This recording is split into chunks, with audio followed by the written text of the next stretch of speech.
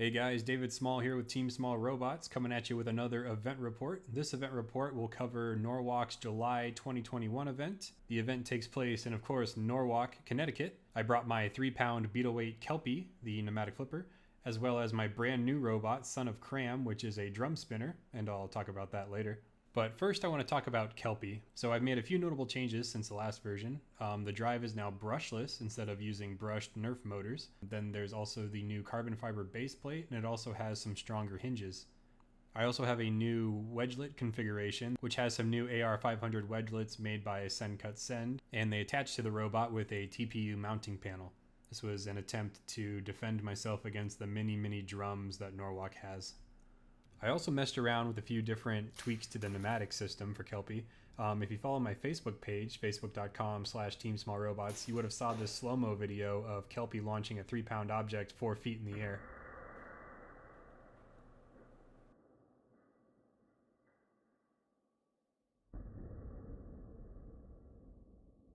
Unfortunately, due to the O-ring configuration, I couldn't bring the arm back down after it flipped, which is of course a big problem. So I had to revert that change, and that's why you'll see in the next few fights, Kelpie doesn't flip nearly as powerful as this, which is unfortunate. But there's definitely some potential there. I just need a little more time to tinker around with the pneumatic system, and hopefully the next time it competes, I'll be able to launch bots like this every single time it fires.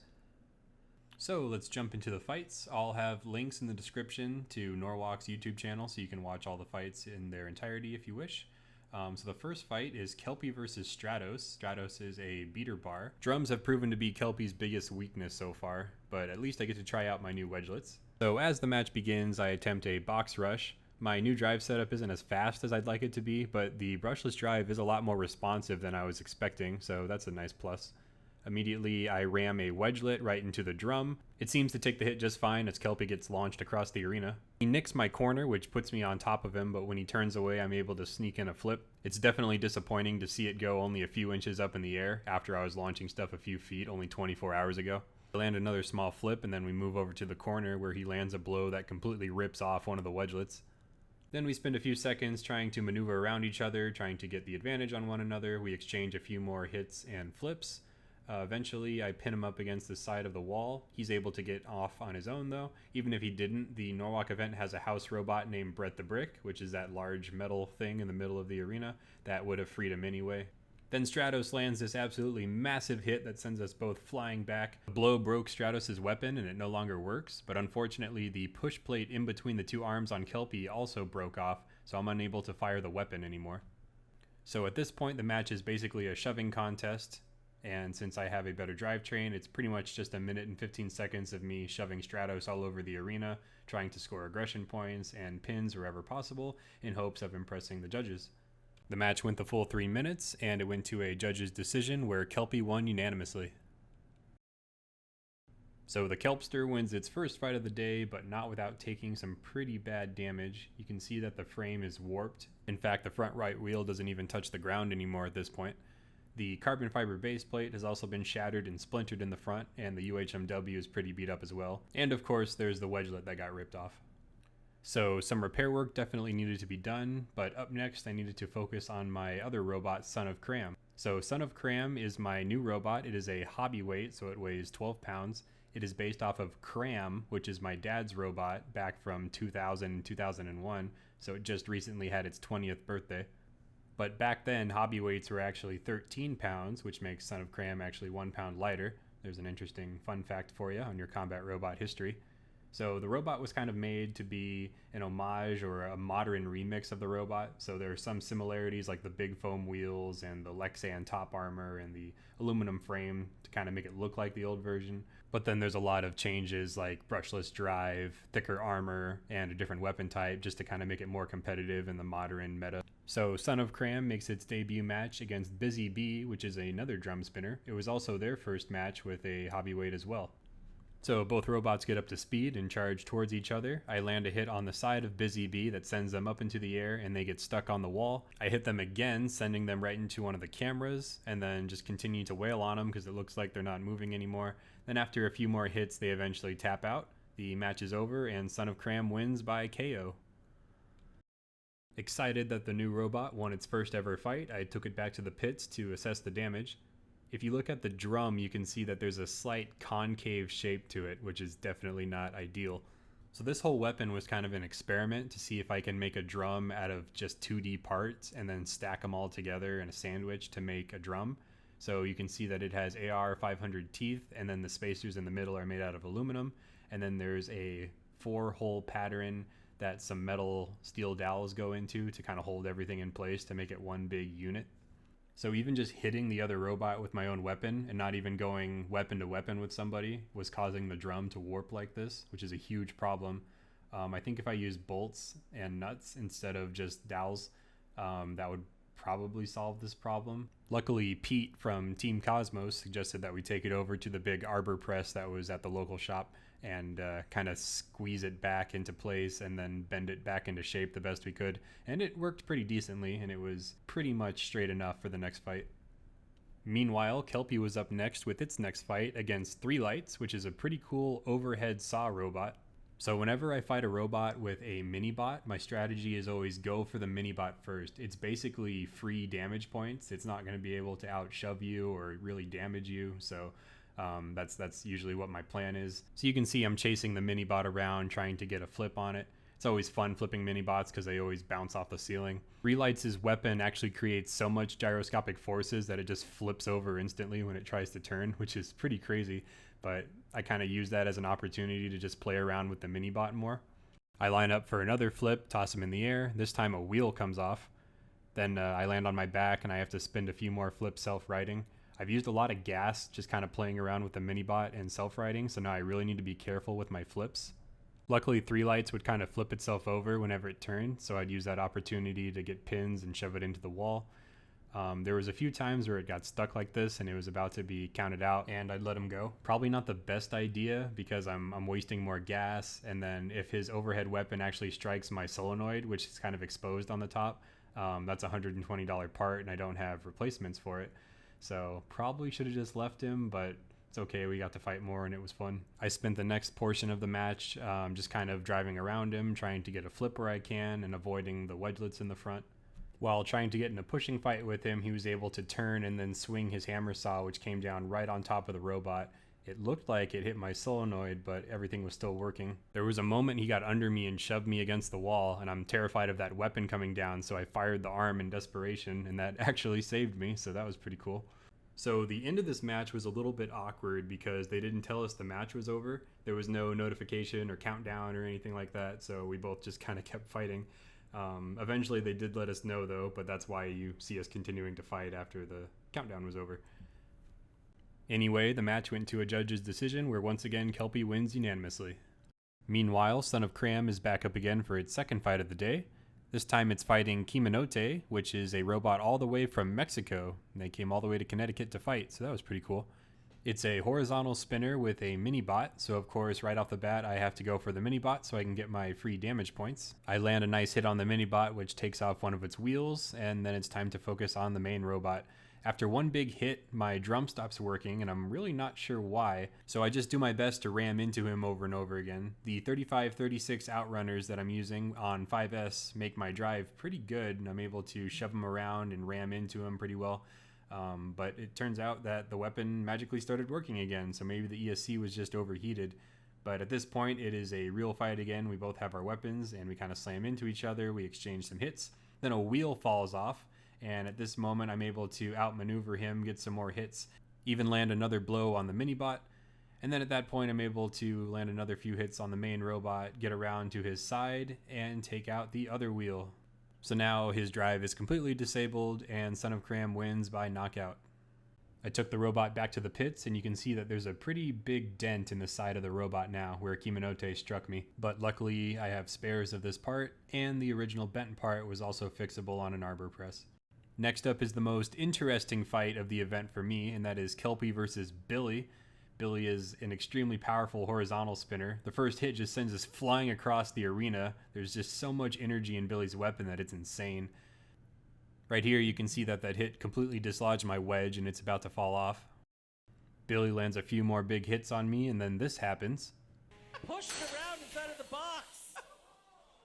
Now I have Oh, wow.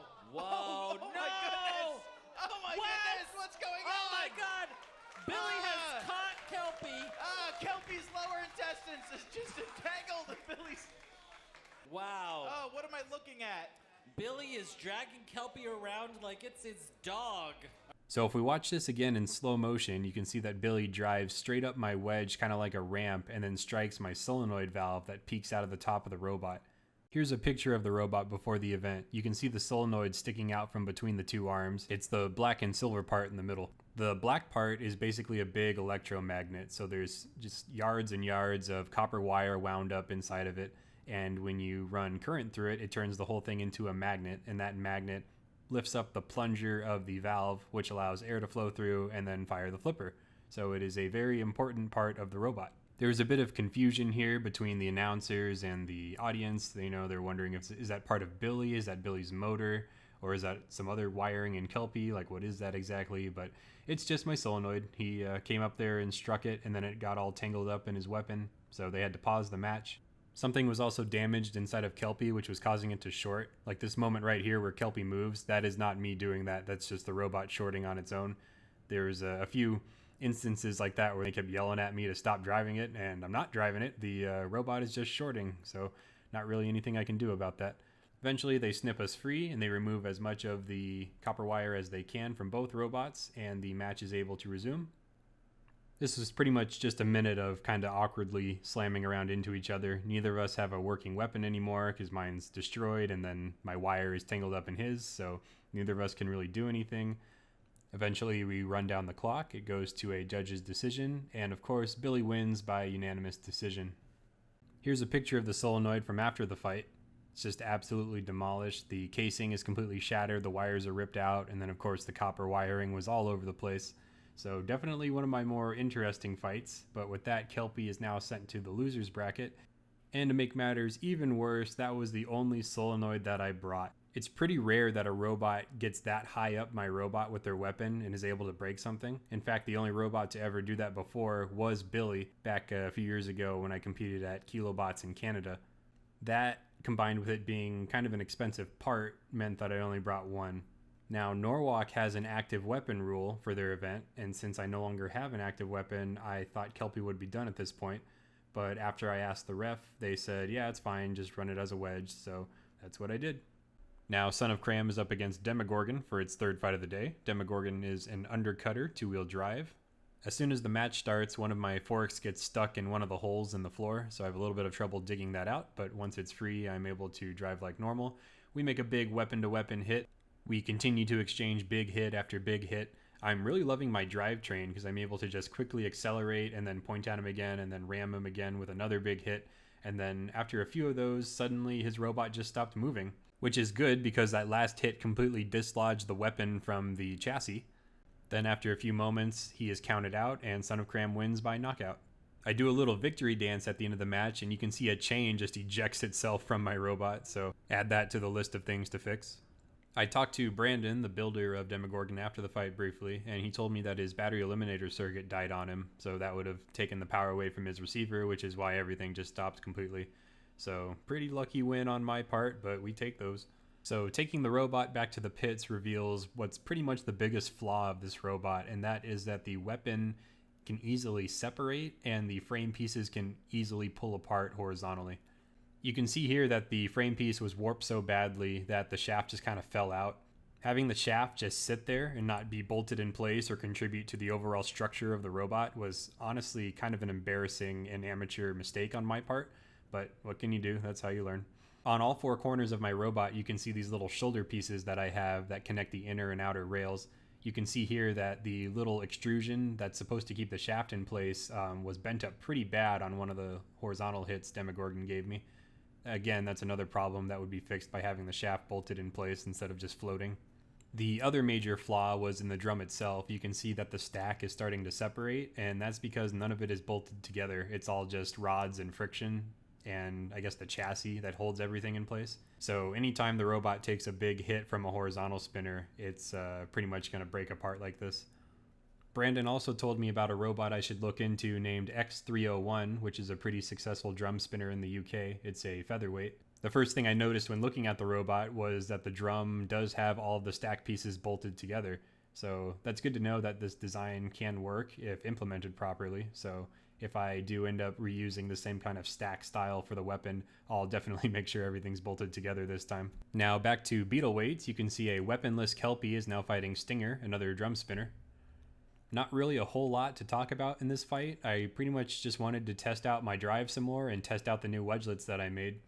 Stinger landed a whole bunch of massive hits on me like this that proved that the wedgelets themselves were fine, but the way they were mounted wasn't strong enough since the TPU panels just got ripped right out. The fight just kept going like this, where I'd shove him around a little bit and then he'd pop me up in the air and break something else until finally I landed on my back, and since I have no flipper arm, I can't self-right, so I just tapped out, and that was it for Kelpie. The match goes to Stinger by knockout. But on the bright side, this meant I was able to focus more on Son of Cram since Kelpie was out of the tournament, who is now up against Hot Leaf Juice, which is a four-wheel drive undercutter and also the #1 ranking hobby weight at Norwalk. You can see that Son of Cram is pretty fast compared to Hot Leaf Juice, so I did my best to try to maneuver around. We ended up having a big weapon-to-weapon hit anyway, which sent both robots flying apart. Unfortunately, this just killed my robot immediately, and I tapped out. Unfortunately, that was a pretty lame fight on my part. This all happened because I usually hot glue my servo plugs to the receiver like this. What this plug does is not only give signal from the receiver to the weapon speed controller, but it also powers the receiver. So since that popped out, the receiver had no power, so it couldn't receive any of the signals my transmitter was giving, and nothing happened. Pretty similar to how I was able to beat Demogorgon, so the BEC giveth and the BEC taketh away. The short fight time at least meant that I didn't have to do a lot of repair work, so before you knew it, Son of Cram was ready to go up against Bobby for its next match, which is a scaled up version of Billy, built by Jonathan Clark. Given my history with horizontals with this robot, I had a feeling that this probably wasn't going to go very well for me, but I did my best to try to outmaneuver Bobby and try to rip out chunks of wheel here and there. You can see I'm able to get some chunks as they explode all over the arena. But eventually he lands a big hit on me, which both dislodges my weapon and breaks one of my drive trains, so I'm kind of crab walking because the chain is jammed up inside of the frame. But of course Bobby was a nice enough guy to just land another big hit to completely dislodge the chain. At this point I kind of go into melty brain thwackbot mode in hopes that something will break off, or maybe his weapon will just spontaneously catch on fire for no reason. To my surprise, this actually worked and I was able to rip off one of his legs with that attack. This caused him to face plant into the ground and drive his weapon into the floor. So Son of Cram still had some fight in him. I go face first into Bobby's weapon trying to break it, which ends up dislodging my drum once again.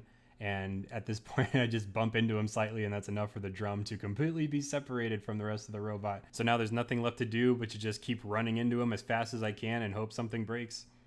But Bobby was just too powerful and too durable. By the time the match was over, I was crab walking really bad and had no weapon, but I am proud to say I did last the full 3 minutes. It went to a judge's decision where Bobby was voted for unanimously.